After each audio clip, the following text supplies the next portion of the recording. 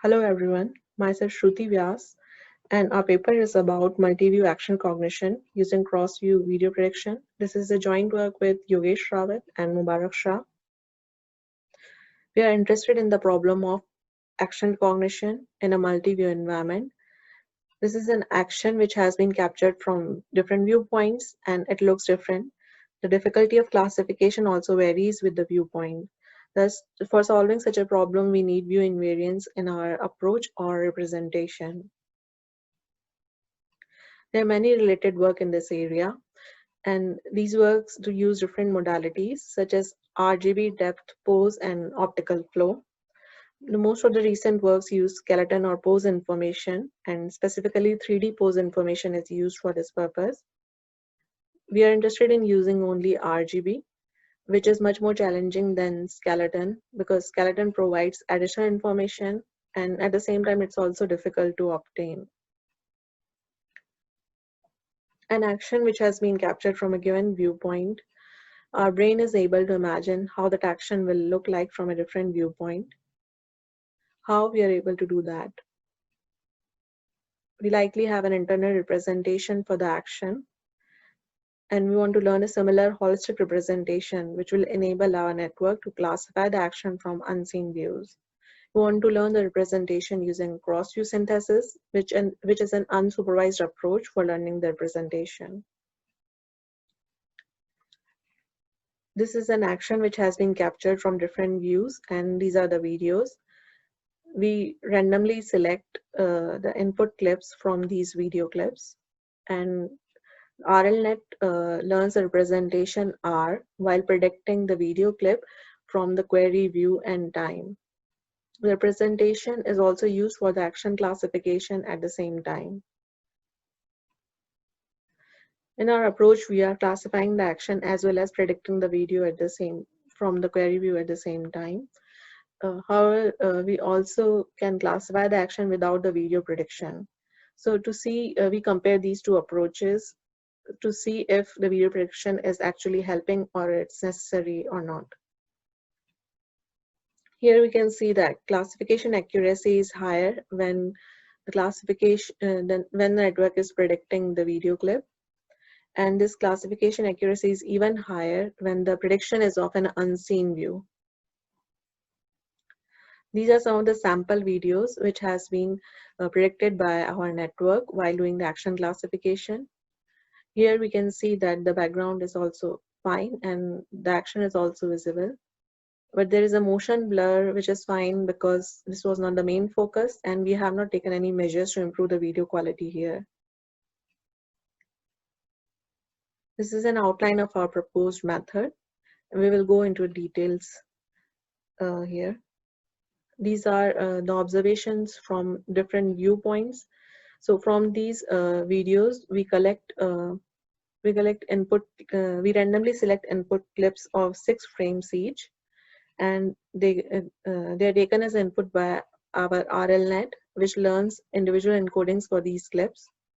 For learning the encodings, the video clips are passed through 3D convolutional network and concatenated with view and time information. These individual encodings are then passed through BLNet, which has two conv LSTM layers, one bi LSTM layer and one LSTM layer.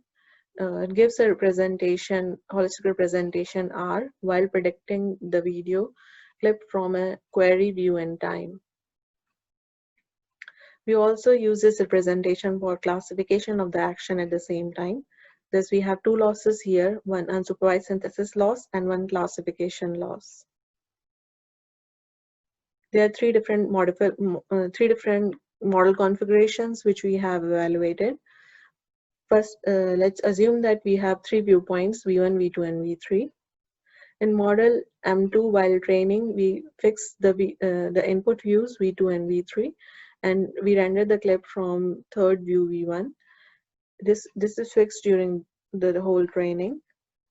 For model M3, we take input clips from all the 3 views, and rendering is done from one of these 3 views, but at a different time step.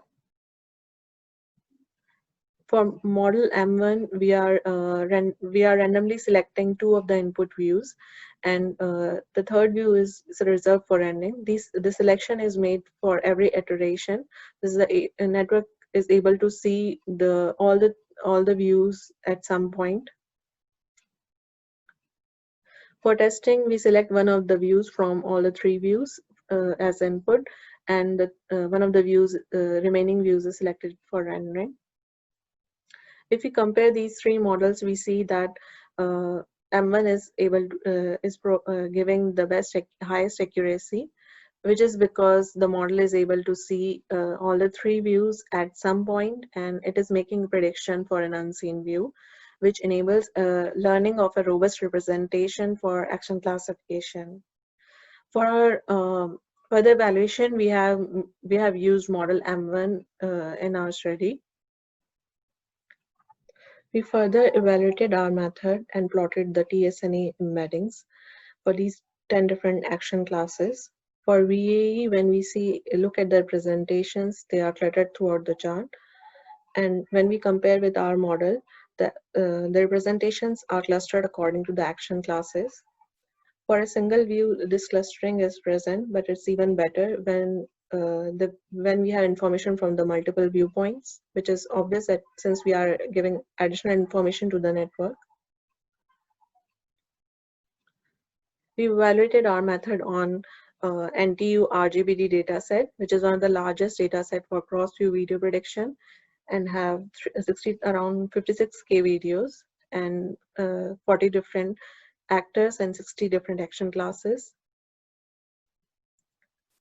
Another dataset we have used is NUCLA dataset, which has around 1500 action sequences and 10 action classes. If we see the comparison with RGB modality for NTU RGB dataset, we have state-of-the-art results here. It is a huge improvement over the current studies. And when we compare with methods using skeleton and depth data as well, we see that our results are still comparable. On NUCLA dataset, when we train from scratch, we see that our results are not that good because this is a comparatively smaller data set, and for deep learning, we need a large amount of data. So when we pre-train the network on NTU RGB and then train on NUCLA, then we saw a huge improvement.